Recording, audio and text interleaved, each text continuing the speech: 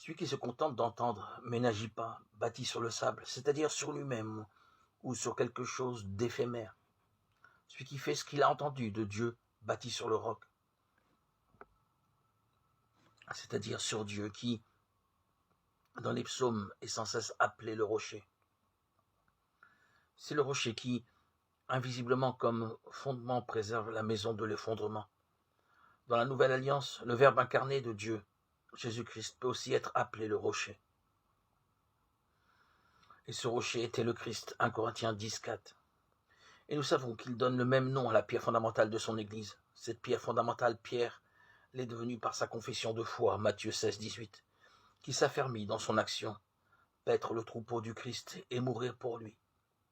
Le Christ et Pierre ont ce caractère commun, être le rocher qui résiste à la pluie torrentielle.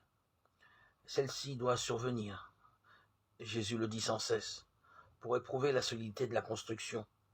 On peut même dire que la persécution non seulement éprouve le chrétien, mais fait croître sa solidité. 1 Pierre 1, 6, 7.